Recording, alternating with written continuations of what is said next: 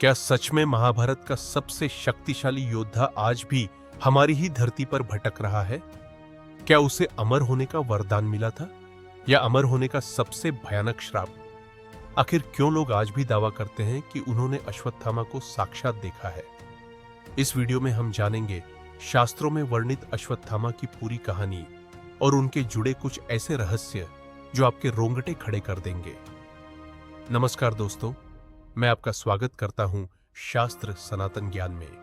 यदि आप सनातन धर्म, पुराणों और महाभारत के अनसुलझे रहस्यों को जानना पसंद करते हैं तो इस वीडियो को अंत तक जरूर देखें और हमारे परिवार का हिस्सा बनने के लिए चैनल को सब्सक्राइब करना न भूलें।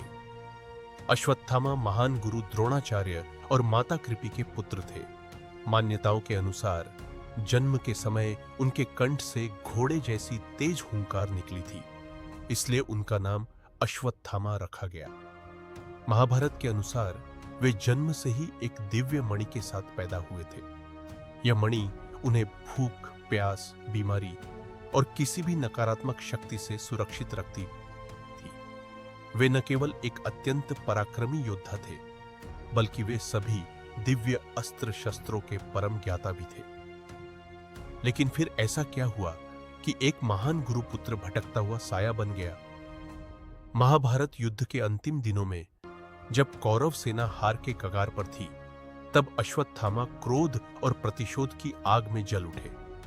रात के सन्नाटे में जब पांडवों के शिविर में सभी योद्धा सो रहे थे, तब अश्वत्थामा ने युद्ध के नियमों को ताक पर रखकर चुपके से प्रवेश किया। उन्होंने द्रौपदी के 5 पुत्रों सहित कई सोते हुए योद्धाओं का क्रूरता से वध कर दिया। इस कायरतापूर्ण कृत्य ने पूरे पांडव खेमे को हिलाकर रख दिया। जब यह बात श्री कृष्ण और पांडवों को पता चली तो उनका क्रोध 7वें आसमान पर था। खुद को घिरता देख अश्वत्थामा ने ब्रह्मशिर अस्त्र, ब्रह्मास्त्र चला दिया। अर्जुन ने भी जवाब में अपना अस्त्र छोड़ दिया। हालांकि महर्षि व्यास के कहने पर अर्जुन ने अपना अस्त्र वापस ले लिया, लेकिन अश्वत्थामा को इसे वापस लेना नहीं आता था।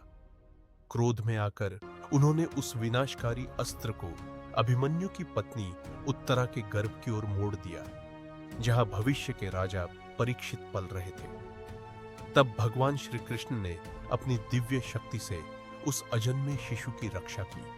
अश्वत्थामा के इस महापाप से क्रोधित होकर श्री कृष्ण ने उनके मस्तक से वह दिव्य मणि छीन ली और उन्हें एक ऐसा भयानक श्राप दिया जिसने मृत्यु को भी उनके लिए एक सपना बना दिया।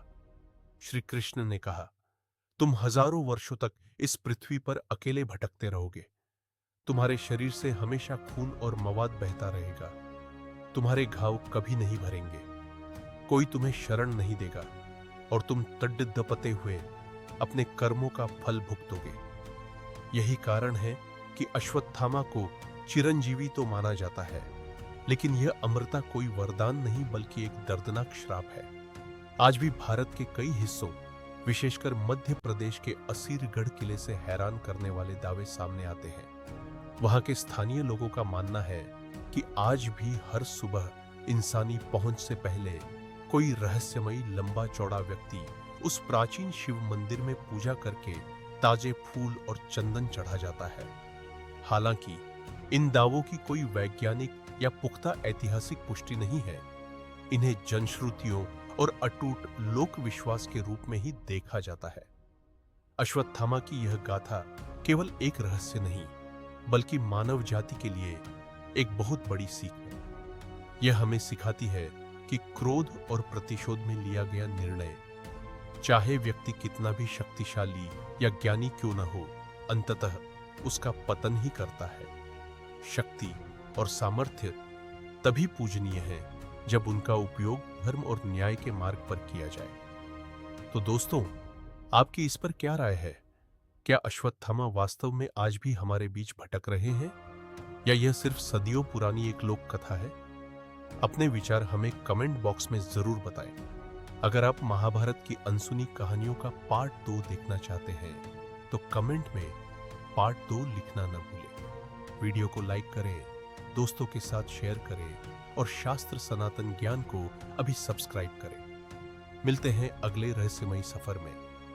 तब तक के लिए जय श्री कृष्णा।